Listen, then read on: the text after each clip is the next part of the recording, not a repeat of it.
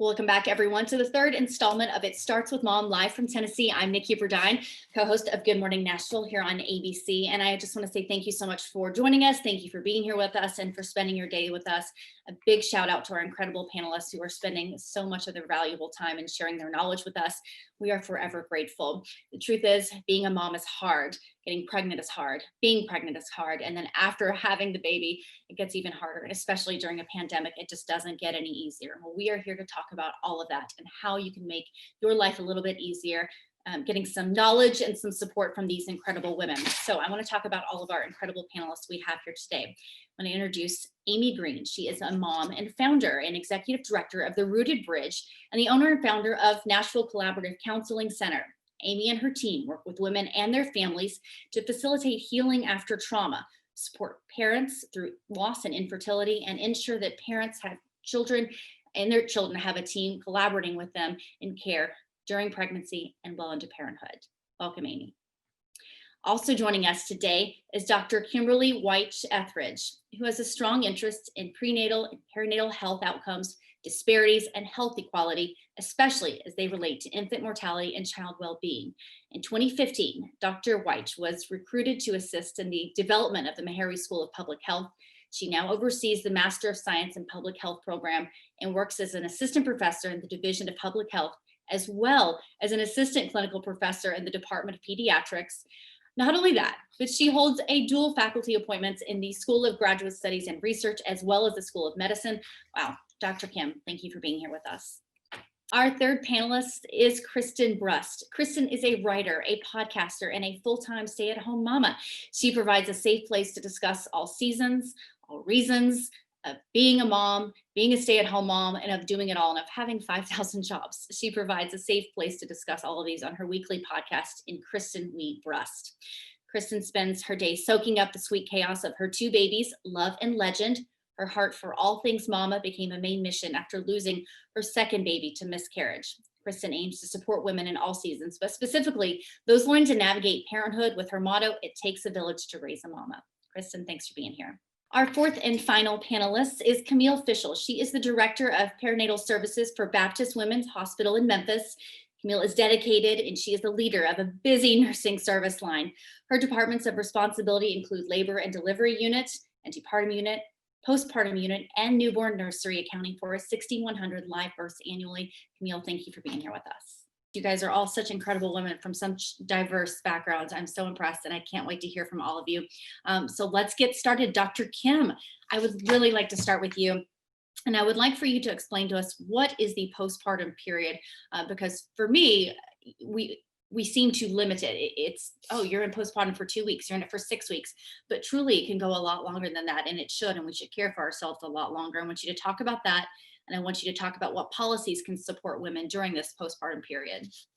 Well, wonderful. And again, the opportunity to be here, firm, long-term volunteer of the March of Dimes. So this is my second home, and moms and babies is definitely my passion.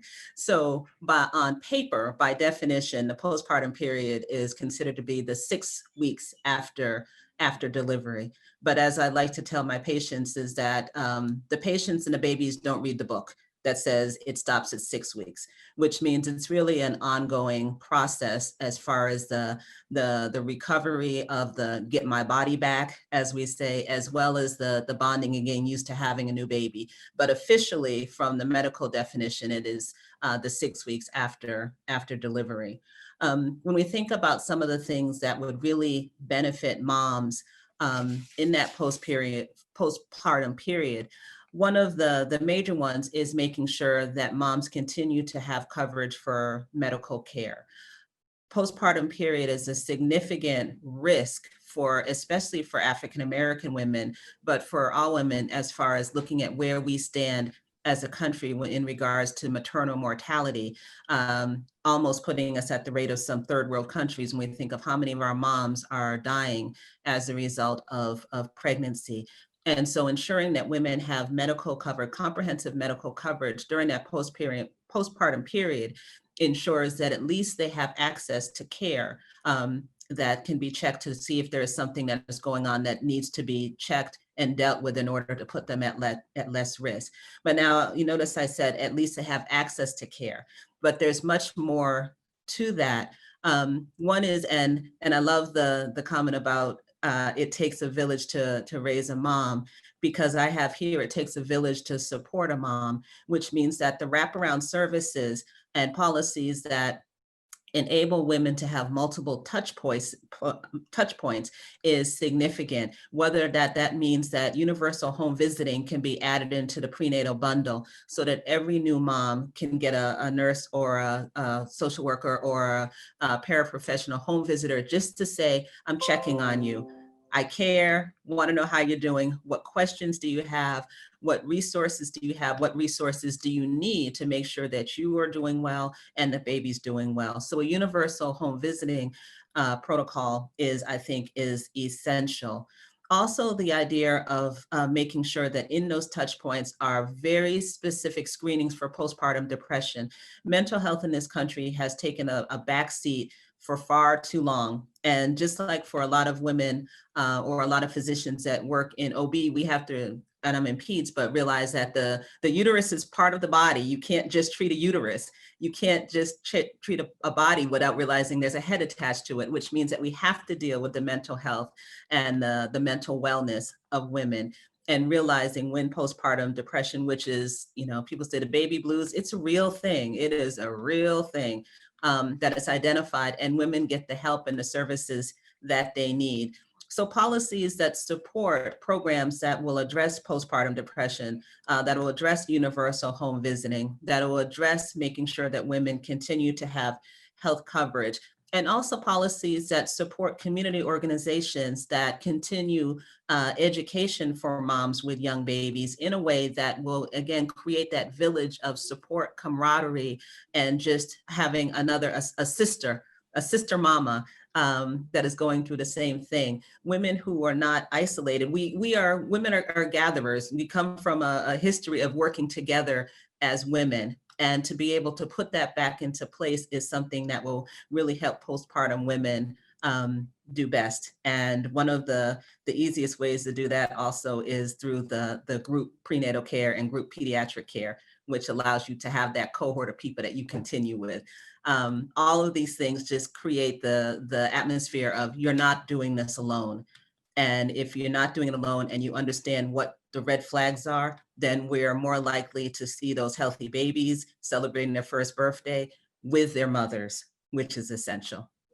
Dr. Kim, I want to ask the other panelists the same question, but while you brought it up, I want to stick with you for just a second. We talked a lot about this in our first panel about how the pandemic is really bringing to light the massive health disparities that we're seeing with a lot of our country. Those disparities and that gap was there. It's been there for a long time, but many people who weren't exposed to that, who were privileged enough not to deal with that, had no idea it existed. Do you think that applies, of course, to mental health, but to mom's health, to postpartum? And are you seeing something positive coming out of this pandemic? And by that, I mean that we're all recognizing that this disparity is real. So yes, and in capital letters, the disparity is real. And the stress of COVID and how it has affected all aspects of the community is real. Women who, again, do not have that village or even are taken out of their village because now you're quarantining or you're isolating, don't have that support. We always have to take stock into the small population of women that are in dangerous situations and now are stuck in those situations because they don't have as much of an outlet as they normally had if they're going out to their prenatal care visits or out to the supermarket and things like that. So women are suffering. And as we see with the increase in domestic violence and the increase in number of women who have actually been killed by their partners or by somebody else during this pandemic, the stress and the strain, everybody, it's like you almost want to put antidepressants in the water source because everybody is feeling it in one way or another. I see it in my children in pediatric clinic. I see it in the parents. And it's actually the first question I asked them. I said, how are you doing? How are you doing with COVID? Just to find out the food insecurity, the housing insecurity, the rest of the lack of resources, the loss of wages, just the stress is amazing.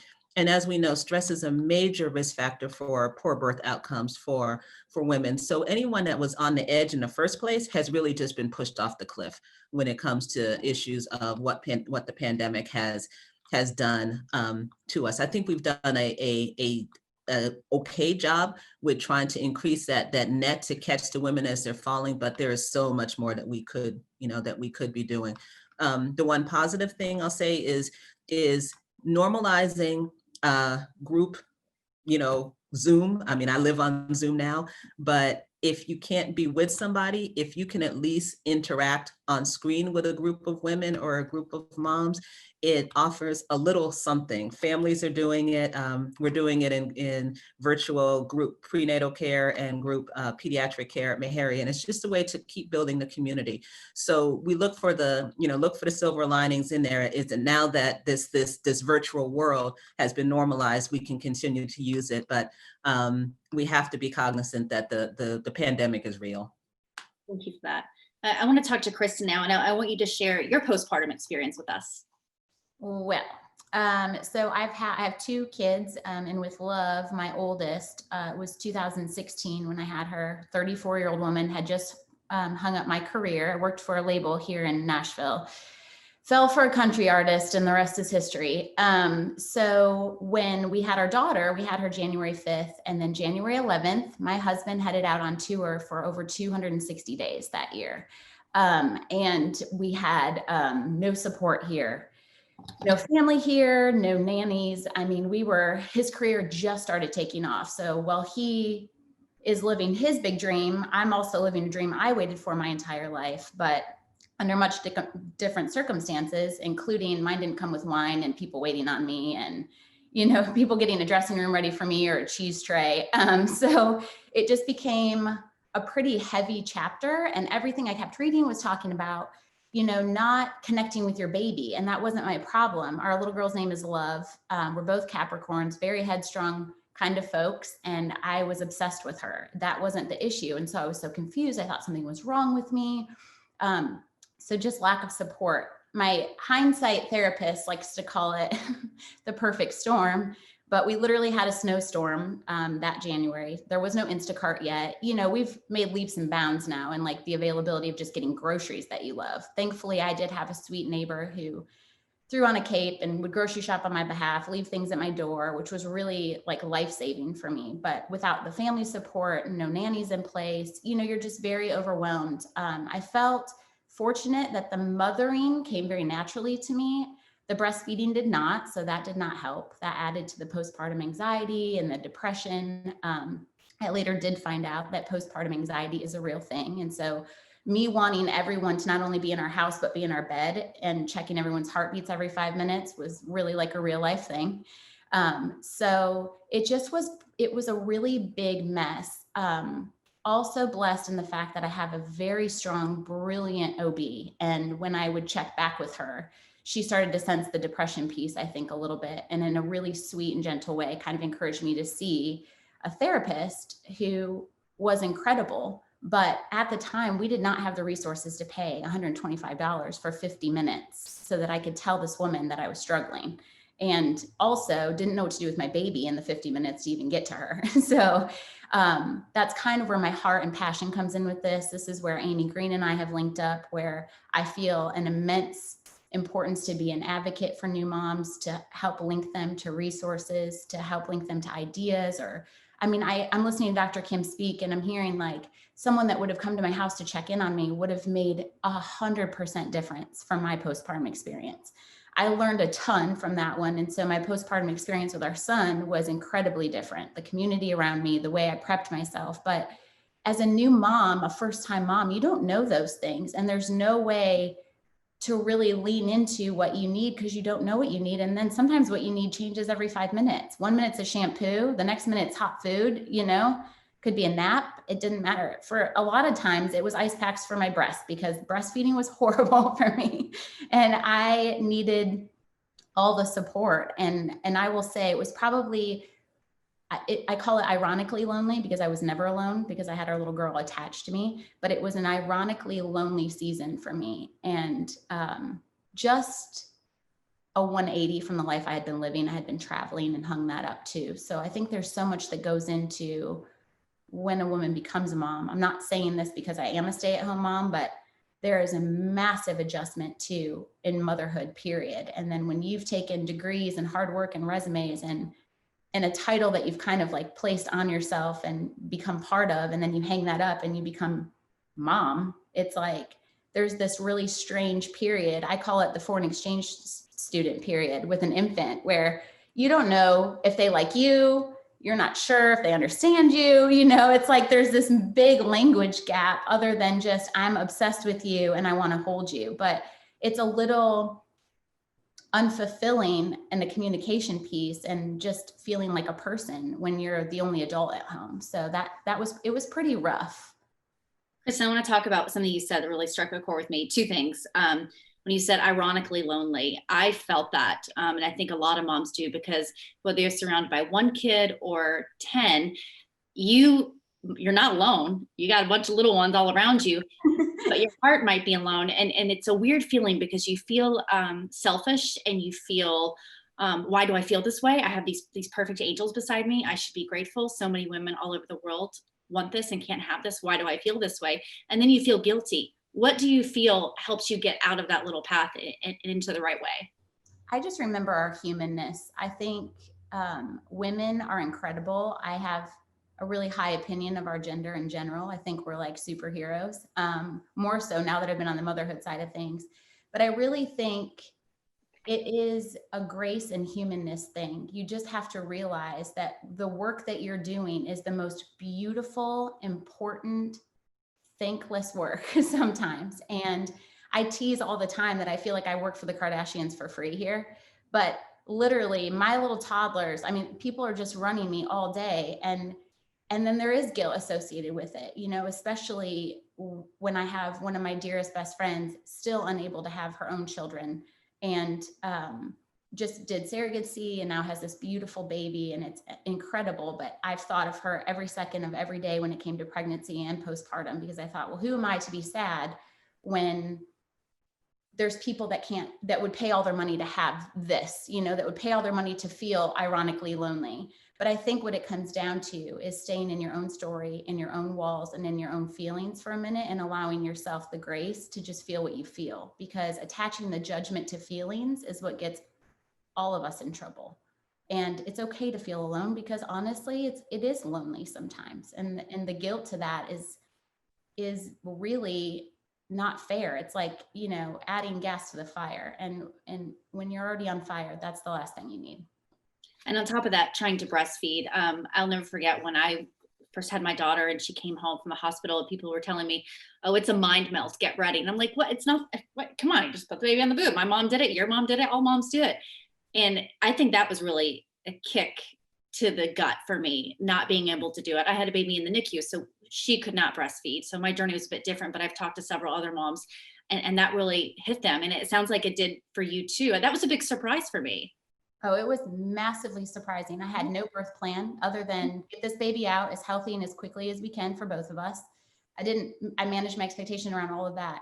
I, for some reason, thought breastfeeding was just going to be like a Nat Geo episode. They're going to come out, they're going to attach, and we're moving forward. And it was so unlike that. And for both of them. And what I did realize, and again, why I just admire our gender so much, the brains and hearts that we carry are just absurd. It's ridiculous how brilliant women are. But the advocacy I had from my OB, and my OB is Dr. Amanda Barrett, for anybody that knows her in the community, who I just think she might as well walk on water, but she has been such an advocate for me as a mom and a woman and a friend. But she advocated hard for me and saying, like, you don't have to, like, if you're struggling, I mean, Love lost weight. So then I was supplementing, and then I had guilt about that. And I was telling my husband, I might as well just take her to McDonald's because now I'm giving her formula. And I just had all this anxiety put on me. Also, if it's not apparent at this point, I am a perfectionist. So I just felt like I was failing all over the place. And finally, just hearing a doctor say to me, you know what, a lot of women use formula and that's okay. And we have to do like fed is best. And well, we would love for it to be breast is best. That's just not the case here. And that's okay. And I have these really beautiful, healthy And so far it seems like pretty smart kids. So I just want to take the pressure off of women when it comes to that. If you're dedicated, and I was dedicated 7 weeks. I mean, I had cabbage leaves on my breast walking around the house like a bad scene from the Bible. I mean, it was just really something. And I struggled so hard. And I had this woman who's known in Nashville as the Milk Ninja come to my house. I don't know if anybody's heard her. And she's a lactation consultant. She's brilliant. She got some things, we got ahead a little bit, but in the end, it just was not working for my family. And it was taking my sanity away, what little I had left. And I do think kids feed off energy too. So they start to feel that too. I think it's important to just take care of yourself in whichever way you can. I think so many women can relate to that. Thank you. And just talking about it, normalizing that it's okay to not be able to breastfeed is so important. Thank you, Kristen. I want to talk to Amy now. I'd like to talk about the postpartum period for any woman. It's stressful, whether you're 1 day out or 100 days out. I mean, I think I said this earlier, I'm 17 months out and I think I'm still postpartum. I know my body is. How is that stress and anxiety different because of this pandemic, and what resources are out there for moms? Yeah, thanks, Nikki. Dr. Kim's definition of postpartum I love, and I think personally I've shared this before with Kristen. Like, I don't think I ever left postpartum after I had my daughter. Like, I think I've just like steadily been in it for the last 4 years, and forevermore will identify as postpartum because a birth changes us, right? Having a baby changes everything. The stress and anxiety in this season is incredibly different. It has disrupted in multitudes of ways what our daily life looks like. And so feelings of depression and anxiety would be really normal to have right now, in addition to what is already postpartum depression or anxiety, or pregnancy depression anxiety. So so many things have been impacted, I think, in COVID that lead to also just like a complicating mess of emotion that we might feel, having our birthing options be very much decided for us in some circumstances. It might mean that our partner can't leave the hospital and go home, right? It might mean that we get one person to come with us. Do I want the doula or do I want my partner? I don't know. I really wanted both, right? So now I have really torn and mixed feelings and emotions about my choices in birth, how we celebrate our baby. Things from baby showers to gender reveals to meeting baby are all looking very different. And so I have grief now as a part of this process. I have loss that I'm experiencing as a part of this process that wouldn't have existed in a different space, right? Or a different time. Anxiety about the unknown. How am I going to get through this pregnancy? How am I going to get COVID? Should I go shopping? Should I go to the grocery store? Am I putting myself and my baby at risk? Add in that any sort of pregnancy loss prior, and you have a pregnancy now that's already significantly more anxiety provoking because I've lost something and I want this to work. And I know kind of the significance of complicating factors that can occur in the past with pregnancy. So if I get COVID, is that going to make this baby not here as well, right? So there's so many different just factors that I think come into play in this season that looks so starkly different. Dr. Kim also mentioned just like the economic hardships, losing jobs, layoffs. Financially planning for a baby is a big deal. Babies cost a lot of money. And so the pressure that we feel in this season to perform in that way and to show up can be really different. It can also mean that I'm delaying now family planning when I really wanted to have a baby this year, and I might be 35, right? I might be pushing the the geriatric uterus. Say a geriatric pregnancy already. That's what last time. Yeah. Yep. So I might be pushing this age, and this is the season where I finally have met my person and we're ready to go. And now we have to set it back even longer, and I don't know when that's going to be safe again to do that. I don't know. So there's a lot of different emotions that are at play, which increase, right, the stress and the anxiety that I think we feel individually in the season. So Amy, how do we cope with that? What do we do? So often as moms, we have to put on a brave face. We have to have 4,000 jobs. We have to suck it up. We have to be tough in a million different ways. And as soon as we show weakness or we feel weakness, we have this sense and this urge to bottle that up and cover it up and move on because we have somebody else rely on us and we don't want to project our feelings onto them. What do we do? It's an endless cycle. Yeah, I've come to, and this is just like my personal opinion of it, and this is how I've just operated since March, because we got Kinley's school shut down, my daughter, and we were all at home together, and that was just real life. We were doing life with a 4-year-old who doesn't understand that I'm a therapist and doesn't understand privacy and confidentiality. And while I have earbuds in and my camera on my screen, it still is a real thing. We're being asked to do the impossible right now. And so I think, Nikki, the first thing I would say is just, again, my opinion is just, I'm not apologizing for what I'm being asked to do right now, because it is impossible. I am having to wear multiple different hats at the same time. And I'm not going to execute any one of those perfectly or well. Going back to Kristen's perfectionist thing, perfection isn't going to serve us in this season. Any season of motherhood, perfection doesn't serve us, because there isn't a perfect thing. What I can do is demonstrate.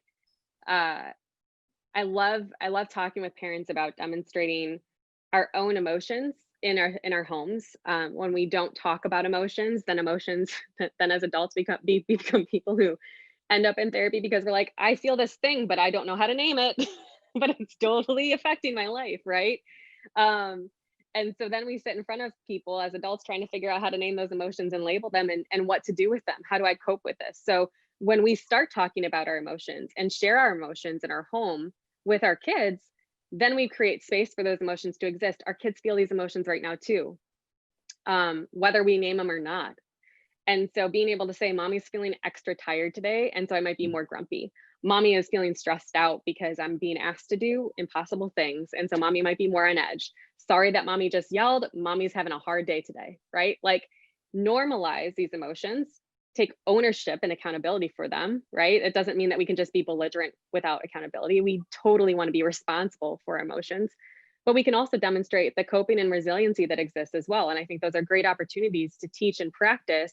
How does mommy take 3 deep breaths so that I can calm down again? How does mommy, I don't know, this week has taught me a lot about my stress eating. And Halloween candy has been the bane of my existence this week with the election.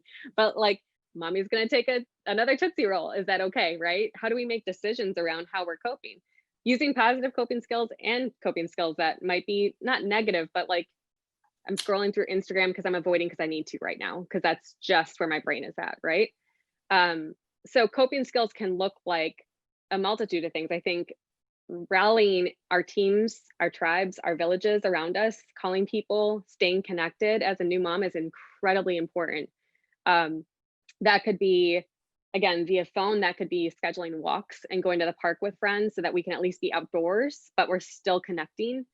It could be, I had this thread of like a text thread with other new moms who had babies at the same time I did. And we just texted each other in the middle of the night when it's like dark and lonely and you're feeding and you're just staring into the abyss. And so just connecting in the middle of the night can be really helpful. Postpartum Support International is an incredible resource, and they have multitudes of online support groups right now for all varieties of backgrounds, ethnicities, cultures. They have a Spanish speaking moms group. They have a person of color moms group. They have a dads and partners group. So spaces and finding safe spaces where you can identify and be yourself, and then also connect with other people who are having similar, in a similar season of life and may have similar experiences as you is really, really helpful. So recommend just like reaching out to that resource as well. Amy, one more question about postpartum depression. I think a lot of moms might not know that they have postpartum depression. I've had depression my entire life. I know what it feels like. I'm able to recognize that. Yeah. But for a lot of moms might just shake it off as it's nothing. How do you tell them what to look for and when it's time to get help? So I think that saying postpartum depression is the first, I don't want to call it like an issue, but I think it's misleading, because it's not just postpartum depression. Perinatal mood disorders encompass a wide variety of emotions and experiences that we can have in postpartum. Baby blues is typical, very common. We talk about like not sleeping after we've given birth, the drop in hormones that has to happen, and then like returning to like pre-pregnancy levels and hormones for some of the things like progesterone, and then our milk coming in, which insinuates, again, yet another hormone change, right? So you have this like trifecta of things that's going to happen. That might mean that when a cat video comes on, I start crying for no reason at all, and I have no explanation of it. We all have hilarious stories of where we've just started crying for no reason in postpartum. But it feels like a wave. You can kind of, you feel it coming on, you cry or you release it, and then it ends. and you can go back. It's not interfering in my ability to daily function. When we talk about postpartum depression and anxiety, typically I look at most of my clients, Nikki, who are like from 6 weeks on, which is, I think, going back to what Dr. Kim was saying, like the necessity for medical care beyond 6 weeks is essential. Maternal mortality in Tennessee occurs from 6 weeks to 52 weeks. The majority of deaths occur later.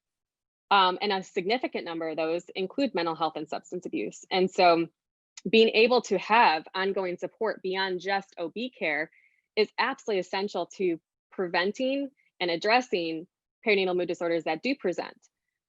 So at the 6-week period, we start to talk about symptoms like having what if thoughts, having these thoughts that come up that are scary, that feel intrusive, having worst case scenario thoughts, not being able to engage with baby, which is, I think, again, what we typically think of postpartum depression. I'm so sad, I can't get out of bed, I'm too tired to engage. You can have the opposite of that too, where I'm so anxious, I can't sleep. Sleep is one of the biggest things I see in a postpartum mood disorder. And it's one of the biggest interventions to re-regulate our emotions. So if I have a hard time falling asleep, if I have a hard time staying asleep, we want to make sure sleep it's like a sacred time, very sacred, for both parents. And so those are typically the symptoms that we look at.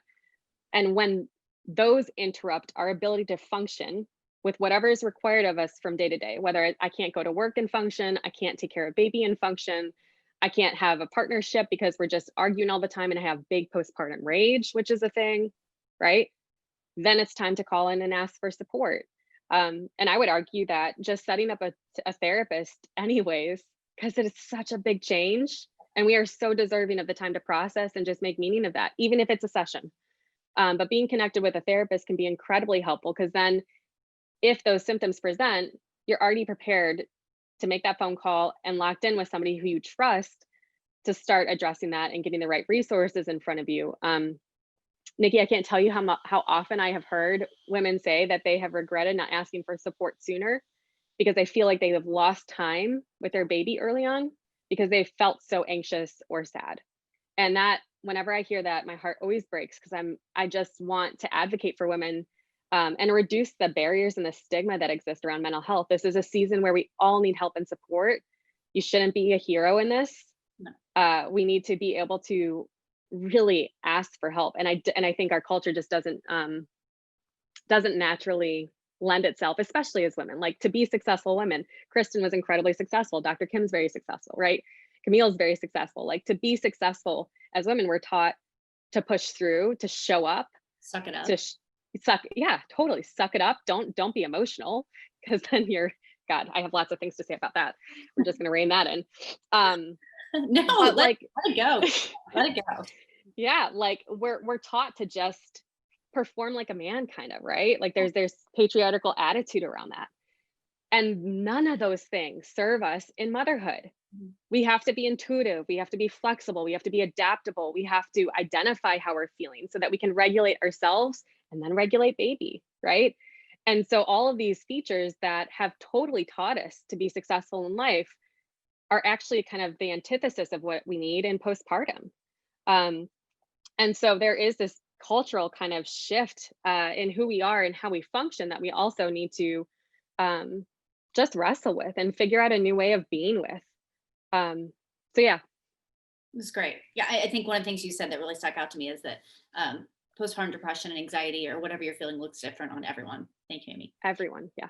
I want to talk to Camille now. We know that America is the most dangerous developed nation in which to give birth. Pregnancy-related deaths have more than doubled over the past 25 years. That's truly baffling to me. Over 700 nationally and 82 right here in Tennessee. What is maternal mortality, Camille, for our understanding? Maternal mortality, according to, I looked it up, according to the National Institutes of Health, is a death of a mother while being pregnant or within 42 days of giving birth or the end of her pregnancy. So 42 days, that's a long time. So but another thing too, I wanted to tell all you new moms, I get the blessing to round on my patients here at the hospital. And I wish I could have been there to tell you all that no matter what you do with your baby is not wrong. and especially, Kristen, you were worried about not breastfeeding or formula feeding, but whatever you do, I like to tell my patients, whatever you do with your baby is not wrong. So I like to tell my patients that, especially when they're overwhelmed and feel like they're not adequate because they can't get the baby to latch or whatever. So I just wanted to tell that. And Dr. Kim, I know she's knows a lot about these initiatives, but what our hospital and what the whole community is doing in maternal care is we are standardizing our care. So there are initiatives through ACOG, which is the physicians group, OB and gynecologists, and also through our nursing organization. We are standardizing all of our care in postpartum hemorrhage. We're standardizing our care in hypertension, preeclampsia, gestational hypertension, all those things, so that it's all evidence-based science, and that we have worked here at Baptist, we're working very hard, and we're working with other hospitals in the state through our Tennessee Collaborative of providing quality care, of making sure that we are all using evidence to give stacked dosing for hypertension, for recognizing blood pressure, recognizing hemorrhage before it gets too far. So we are working very hard on that, and we realize that that is a problem, but we all in this state and across the country are working very hard on standardizing our care with the best practice. Dr. Kim touched on this, but I want to hear your opinion as well. In maternal mortality, do you think that is going to go up even more during this pandemic? And on top of that, taking a look at the health disparity and the lack of healthcare that a lot of women are getting right now, is that going to get worse during a pandemic? I do see the disparity. What I would like to say that maybe is our one hope is that we are working very hard, all of the hospitals and across, especially delivery hospitals, we're working on what we call maternal bundles. So we're trying to recognize, because if you recognize a hemorrhage before it gets too far along, where whatever you do for the patient, it's too far, we are now doing a lot of things with quantitating our blood loss. We recognize it and know when to treat early. And that's the same thing with hypertension. We are recognizing it, and the new standard is treating women within 60 minutes of recognizing a severe range blood pressure. So we are working very hard. It's a lot of practice change, but we're doing a lot of things clinically to help our women be as safe as they can. How do you recognize those? How do you recognize if you have hypertension? Well, we're looking at severe range blood pressure, either greater than 160 and or over 110. We will, our nurses take the blood pressure. Once they recognize it, they'll take it within 5 minutes. Or if they have two severe range blood pressures within 15 minutes, we will go ahead and institute our saved order sets, which are all based on the evidence from ACOG, which is the American College of Obstetrics and Gynecology. And we give stacked doses that are recommended by that group, the physician group.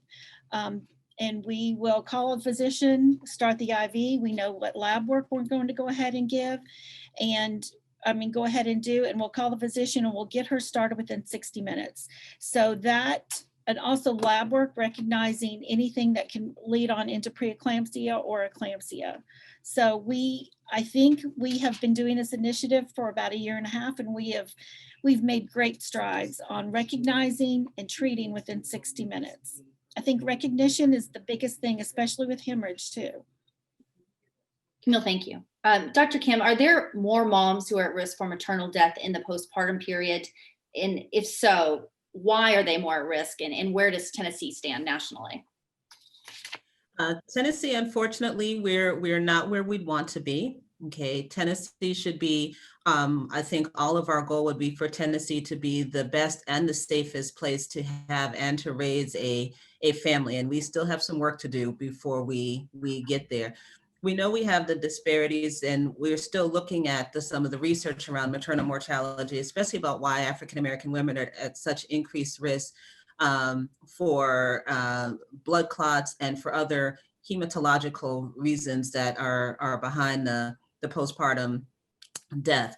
We've seen whether it's the story from Beyonce when she was pregnant with twins, whether it's the story from Serena Williams when she was pregnant, and just this disparity of, and we'll call it the some of the issues of biases and women just not being listened to, and understanding that the first person that probably knows that something is not quite right is the patient, and figuring out how do we as physicians do a better job of listening to women and giving them the voice to say, I don't feel well, something's not the way it should be, and taking that serious enough to, to be able to evaluate it.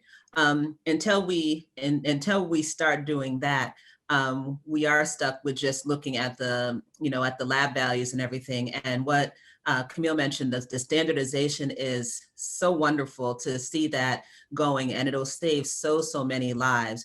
And now just getting that extra part about making sure that it's not just because your blood pressure is high, but because you feel a certain way, that we're able to start a protocol or at least add some of that evaluation. And so unfortunately, we still live in a world where there is this internalized or institutional racism bias that puts women of color, Black and brown women, at risk for not being heard.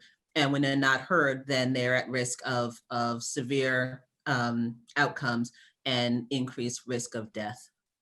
Dr. Kim, you talked about getting doctors to listen more, but how do we give women the confidence? They need to be their own advocates and to be able to speak up and be confident in what they're feeling and to know that they're going to be listened to. Mm-hmm. I think part of that is the training. One of the things that I love about being at Meharry is that the students are being trained as health coaches. And with that health coaching training and understanding the importance of listening and repeating back and just being a part of a conversation, then we're hoping that one way to do it is by training a different type of physician. And so that's exciting. A lot of what's happening in the field with birth attendants, with doulas, with other folks, that if you can't speak up for yourself, or if that's not your personality, your comfort zone, or you're just frankly too sick to do that, there's someone there that's going to advocate for you. Someone that knows the system enough to be able to say, no, that's not the way that should work, and really call out when there are issues. But honestly, it's teaching women to speak up for themselves is a upstream battle that goes back to, as a pediatrician, teaching our little girls to have a voice and working with them throughout that life course, so that when they get to the point where they're in a position of being or about to become a new mom, the greatest job that they'll ever have, that they have the voice to speak for themselves and advocate for themselves to make sure that they are alive and well to raise their infants. Thank you, Dr. Kim. Kristen, how can we build a support system for ourselves and for each other? And I know it looks a little bit different now than in February, but if you could talk about both versions, if you had a great one before and then how you've adapted. I do think just so much of what I'm listening to, like, these brilliant women say, but especially touching on what Dr. Kim and Amy had just mentioned too about, and even what Camille is saying about, we have this really beautiful intuition. And I think so many times we just don't trust ourselves enough to just put the voice to it. And so I think part of the postpartum process is identifying at least one thing that I came up with, that I tell a lot of moms that are now having babies, that is just realizing when you need help over company. Because I think a lot of times in the postpartum season, there's a lot of like sip and see, and I want to see the baby, and you feel this kind of like urge to host and to have your house clean, and that's just not real life. So, I even had to come up with a safe word with my own partner that was like, this is the term I'm going to use when I don't feel like I'm being heard by your mom, or who is exceptional company, but not the greatest help, if we're just being honest. So I've had to say, like, we have like a term, I'll just say, I'm not so sure. And he will come in and scoop up for me and say, I don't think this weekend will work, or whatever. So whatever that is, maybe if it's just something you can say to your partner or to a best friend or to a doula, so they can help step in and be a voice for you, I think that's critical. So identifying help over company would be my first advice. And then second, I think just finding a place where your feelings are heard, whether that's a therapist or a girlfriend. I found a lot of safety in moms that have gone before me. And there's some help in the women that are in the trenches with you. And then there's some help of the people that are already a few years down the road that they can just identify what you're feeling and how to help best. But I think really, especially right now, the world is full of feelings. And so finding a safe place where your feelings can be honored when you say them is more crucial than ever, because everyone's a little on edge. So I really think in building a community, it doesn't have to be the amount of people, it's just the quality of the people that you have. I've even called on Amy just this week to say, like, I feel flooded, and, you know, she's a fellow feeler. So I knew it was a safe place to say that. And I also know she's sturdy enough not to carry all of my stuff. And so I'm not dumping a bunch, you know, but it feels good, especially when you're a mom, to be able to like kind of clean out your own filter, because we are really filtering so much for our littles right now. And I think even in the infancy stage, I'm a big one on energy, so this may not be as medical, but I really do think they feel that from us. So just whatever you can do to feel supported, whether it's, you know, getting your groceries ahead of time, or having a meal service for a couple of weeks, or having a friend, saying to a friend, can you make a meal train for me so that I have a couple weeks of just not having to worry about that part. You know, night nurses are brilliant solution. They're also an expensive solution. So I have gifted to some of my girlfriends, like a non-negotiable, I'll take a night shift just as a mom. And it's fun for me too, because those little newborn sounds do so much for my heart. And, you know, you just spend the night like bonding with this brand new person, and it's just an incredible experience. And you only have to do it once, and you get to go home and catch up, you know? But I do think like the Zoom, I think the biggest thing I would say to women right now is just do not be afraid to fall apart, because it's okay.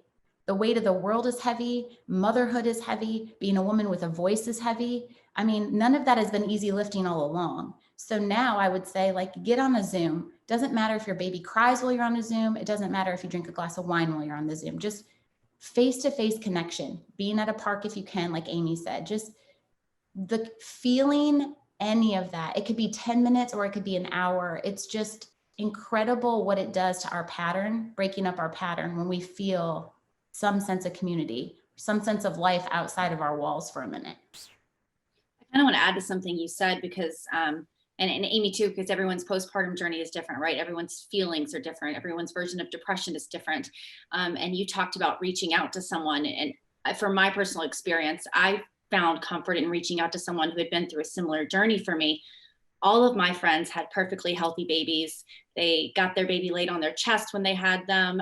They went home the next day and they had a big party and a sip and see, and life was good. My little girl came at 28 weeks and weighed 1 pound, 4 ounces, and I didn't get to hold her for 2 weeks. And I went home without her. And that was devastating. And none of my friends understood that. I didn't know. I'll cry for you. Thank you. My next was a similar situation, and she's Yeah. a NICU mom, and NICU moms to me are some of the most heroic human beings on the planet. Like, I really will cry for you, because It's, and I think a lot of moms who watch this maybe don't have that specific journey, but might have a different journey. And trying to be and speak to someone who has had a perfect pregnancy or a different journey didn't help me. So my advice would be to find someone in a NICU support group, or I had a micro preemie support group, and lean on them. And that really helped me. So I hope a mom watching this maybe will see that, just kind of lean on somebody who can understand what you're going through. I do think, like, even in our country music, it's in our industry, it was also different, you know, like we don't have nannies. We've never had full-time support. We don't have family that lives here. And so I had to find a woman in a similar situation as me that could say, you know, like, I come from a tiny town where you have your baby. First of all, it's prom engagement babies. So my advanced maternal age was shocking everyone, you know, and then I don't have a mom coming by after work to just scoop the baby or make a dinner. And I don't have a husband coming home at 5. And let's be honest, I'm just going to say, in all fairness, they're not usually a ton of support anyways when they come home at 5, it seems, from what I hear. But, and I'm not hating on them, saying there's room to grow for everyone. But now that I've created this kind of like Instagram society of like moms, and we're all sharing the deep dark with each other. And I feel like that's really a sacred space. I'm just starting to realize that it really does take you just finding someone that you, even just one good person, and it's okay if you actually pay that person. Therapists are beautiful, wonderful, sacred places, and you need to be able to spill it. But I needed to say to someone who didn't understand that my husband is not only gone for work, but he's surrounded in crop tops and booty shorts. He's drinking wine in Napa. He's going to, you know, Mexico to film something. And that is, and it creates a resentment, you know, it's in much in the same way that my neighbor, who's brilliant and beautiful, had a NICU baby. And it was hard because she came home without him and it wasn't fair. And I think just creating a space of listening and saying like, that's hard and that's fair, not fair, and I'm sorry is enough sometimes. And I think any mom that's really mommed hard would know that every story is so different, and just allow the space for the meltdown no matter what the story is. Absolutely. I'd like to open the floor to anyone else who'd like to elaborate on that. Anyone else want to jump in? I feel like this is such a good tangent we went on. I think, especially during this COVID time and having a baby in the hospital, when I do round on my patients, they say that they were very scared to come into the hospital. We are allowing one support person. They can come and go. They have to be screened at the beginning, you know, at the entrance of the hospital. And we are allowing a doula. So we decided that we would do that fairly early on because we felt like that just because of COVID, we wanted her, if the mother wanted to have a doula, we're doing that. It's very difficult because I do thank all of my patients. I do say thank you. I know this is a crazy time to have a baby, and I thank you for cooperating with us, for understanding why we can only have one person. And I have to say, and I don't know if you new mothers, but I have to say, I know every patient has said, you know, it's kind of nice. We've kind of gotten to bond. I've bonded with my baby, and you know, our breastfeeding rates are sky high. We've raised them 30 percentage points just during COVID. You know, we've worked hard on lactation, but I feel like it's because they have privacy, they have the time, they know in-laws or other people aren't going to be walking in on them. So our breastfeeding rate, we have a whole lot more breastfeeding going on. Our halls are very quiet.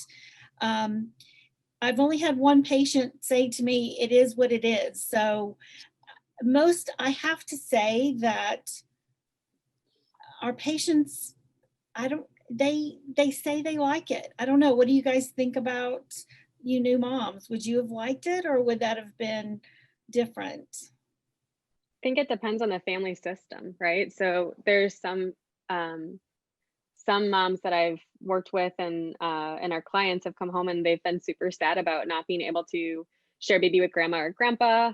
Sometimes family members have sicknesses, and so it might be like the last season that they're able to do something like that or share something like that. And so I think that, again, like I talk a lot about this concept of both ands, like we hold one emotion and another emotion at the same time together. And that's just such a confusing thing internally. Like I can be both so excited and joyful to have this baby home, and I can feel so lonely, right? Those are both ands. And I think that postpartum in COVID is exactly that. So is pregnancy. We're walking through a season where we're going to feel multiple emotions at the same time in very intense ways. And so taking time to attend to that is going to be really important. Yeah, I think that there's some family systems that can do really, really well, and they're introverted and like being alone and are used to that. And so that may serve them. That may totally serve them. I think that the majority of families that go home, however, also are deserving of support and need support. They need meals made. They need their laundry done. They need help holding baby so mom can go shower. And those things can become so much more complicated to try to figure out. Also, just like walking through the relational navigation, like what Kristen was saying, like my mother-in-law, my father-in-law, my mom, my dad, my sister, like how do I get all these people to come and see baby because that's so important to me, and honor our boundaries with COVID. So if I say, I need you to quarantine for 2 weeks before you come to my house, because that's the way I feel best safe, right? That's the way I operate in this. Are they actually doing that, right? And I've heard so many family systems get in conflict around how each person is navigating or deciding to operate their own body, whether they're using masks, whether they're using hand sanitizers, if they're willing to quarantine or not. And then again, losing experiences because of these different boundaries that we're maintaining.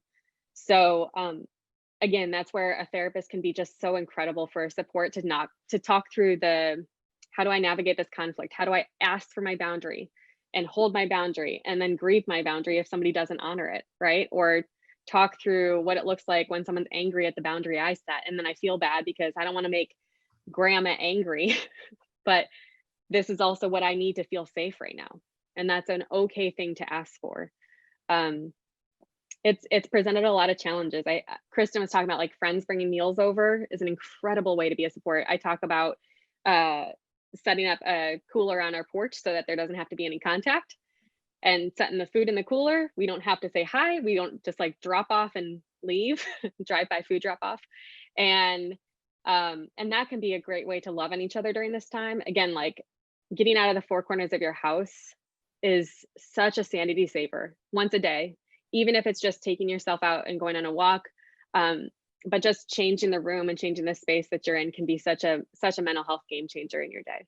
I couldn't agree more. I remember my daughter was just a few months old when she came home, and I remember feeling really dark, and my mom saying, just get out of the house, just go for a walk. And I thought, oh, I'm too tired. I don't want to get dressed. I don't want to do this. And I did. And it truly lifted my mood. So that's not hocus pocus. That works. I know you guys can all relate to that. Dr. Kim, is there anything you'd like to add to that? I wanted to just step back. There was a lot of conversation just about the different ways that people present when they're crying for help, whether it's the postpartum depression, the baby blues, or whichever. And just to reiterate the kind of theory behind trauma-informed care, which is always that, what has happened to you opposed to what's wrong with you.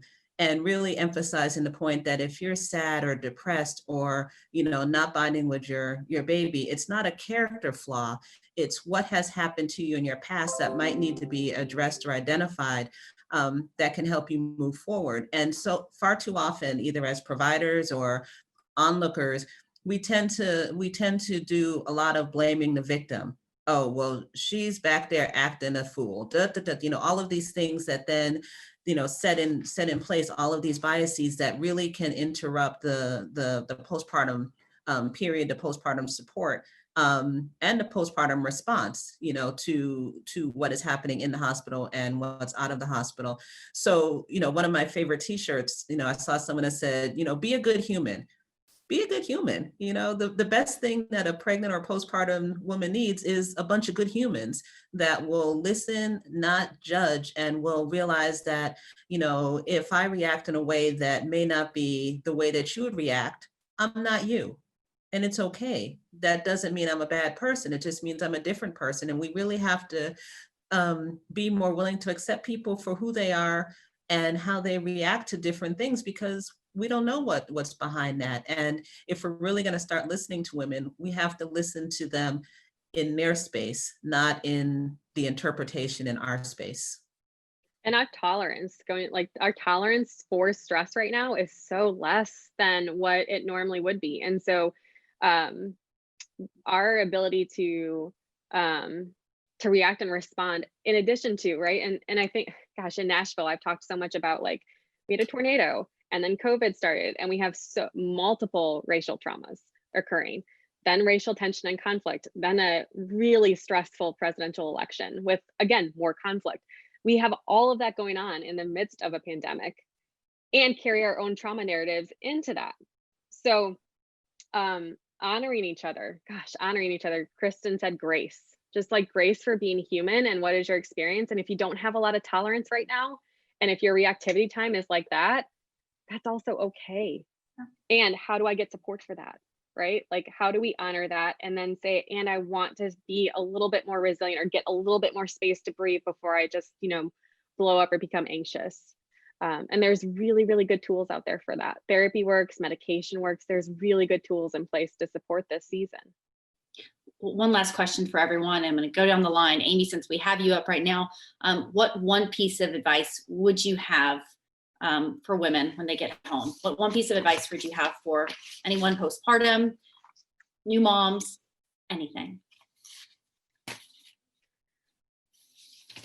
I just think remembering that even if you think things are going great, and they totally could be, you are deserving of support, and asking for help doesn't mean that you have done something wrong or something is wrong with you. It's a sign of courage. It's a sign of honoring yourself. And there are so many people here that would want to honor your story and be with you in this journey. Yeah, and just getting a part of some type of text thread. If that's like the only thing you do, is having some type of like middle of the night check-in with somebody who might be awake too, to just talk about all of the nonsense and happy and goofy things, baby pooping on you, to whatever, just all the goofy things that happen, just so that you can still feel connected somewhere. Getting connected, whether it's to a therapist or to a friend. Great. Camille? Mute. Okay, first of all, I'd like you to know your resources. Your hospital where you deliver and your physician can be a great outlet for resources.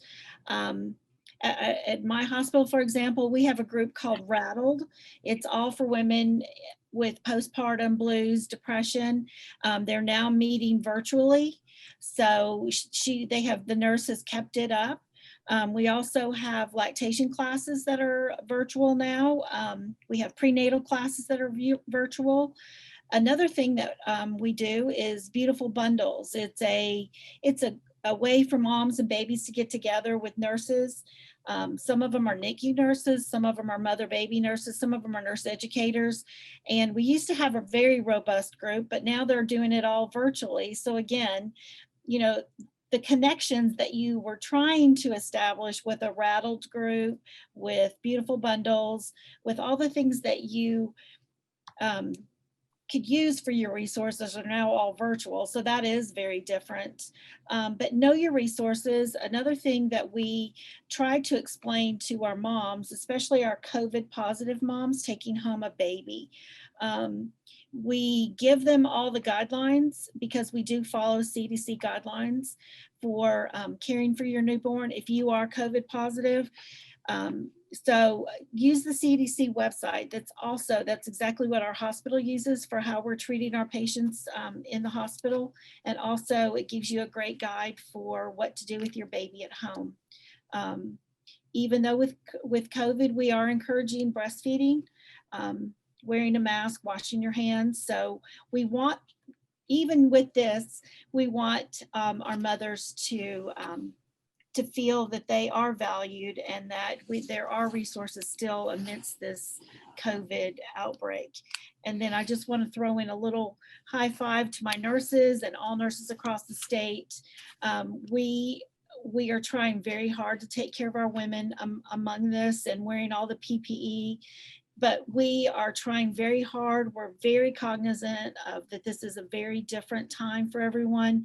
And we are working hard to try to make it as normal as we can. So anyway, I just want to say, this is a big challenge for the healthcare field, and I know mothers. And anyway, I'm proud to work for an organization that we really try to support our mothers before, after, during, and working with our standardized care and our best practice of initiatives. I hope, Dr. Kim, this will help with I hope this is one bridge to disparities, that we're looking at lab work, we're looking at our patient and recognizing this and using objective things. I hope this will help this disparity in our state, in our country. So I appreciate you all letting me be on this panel. Any other questions about a hospital stay with COVID, I'll be happy to answer. Well, I want Dr. Kim to also give some advice for moms. Oh, Well, I think two things. First, to everyone, thank you for what you do. It really is a group effort to bring this next generation forward. The first thing is to remind moms and dads and family member that the baby never read the book. So we read all these books that say this is what's supposed to happen, and on this day this is supposed to happen, and at this age the baby's supposed to do this, and I'm supposed to feel this way. Baby didn't read the book. And so we have to understand that there's always going to be a variety, and we have to accept things that are a little bit different than what we want them to be or expect them to be.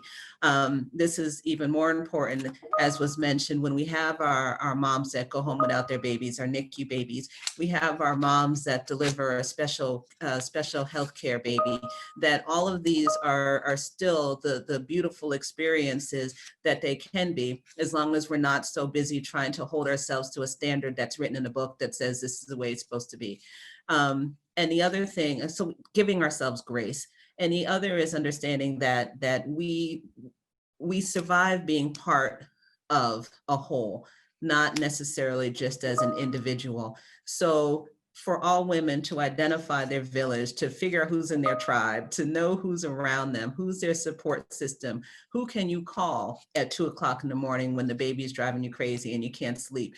Figure out who all those people are and use them. We always say, well, I don't want to bother anybody. You're not bothering anybody. We are all in this together, whether it's COVID, whether it's, just making sure that everybody makes it to the finish line. A lot of work to do. I think the first thing is identifying that there's an issue when it comes to disparities and racism and bias. And once we identify it, anyone that's taken any kind of a Hippocratic or any other kind of oath is then obligated to work to fix it. And if we're not all part of the solution, then by definition, we're part of the problem. Thank you, Dr. Kim. Kristen? I think the only thing I would add, and I feel a little bit unqualified with these brilliant women around me, just on a mother front, I think one of the most important things you can do, and this is my only parenting advice to anyone ever, is just to trust your gut. You have this instinct that comes with motherhood that is stunningly beautiful and it is unique. And so you're given this person not by chance, but because you were absolutely 100% enough for this person. So I think when you start to empower yourself a little bit, it's interesting, the minute you even find out you're pregnant, all of a sudden the opinions start flooding in, and you're hearing about how so-and-so was as a baby and how your husband was as a baby. And, this person dealt with this and this person dealt with that. And I think it's really important to just remember that your walk and your journey, your walls, your home, your body, your baby are all your own. And there's similarities everywhere. It takes a village to raise a mom, but innately you have this intuition that your gut response, the way you want to care for them, the things you want to do for them is all so uniquely made for you and your baby. So just don't second guess yourself. Find the power, whether that's your voice or someone else's voice, advocate for that, I think is important. And just really listen and trust your own body too. So if you feel something's off, if you feel sad, if you feel anxious, if you feel any of those things, just pick up a phone. I mean, I remember confiding in someone who I had never even met before, and suddenly she's over at my house and my breasts are out and I'm like, what's going on here? And I haven't even seen her since. And there's just this really tribal, beautiful, like primal thing that happens with us where all of a sudden we are just people and we're just trying to raise people and do the best we can. And there's such a stripped down beauty about that. So just don't be afraid to listen to yourself, for you and for your baby. Oh my goodness, ladies. I feel like we just went through a therapy session. I feel like I just read a bunch of books. I am empowered. I feel more knowledgeable. And I feel like I just got a big hug, and I wish I could hug each of you right now. Thank you for your time and for your knowledge.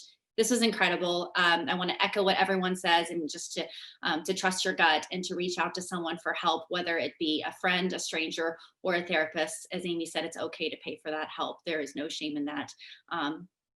You are loved. You women are amazing. I love you all. Thank you so much for doing this. Be sure to share this with your friends. And for anyone out there watching this, share this with your friends. You never know who might need to see it. And as always, if you are able to support March of Dimes, please do so you can support their life-saving work for healthy moms and healthy babies.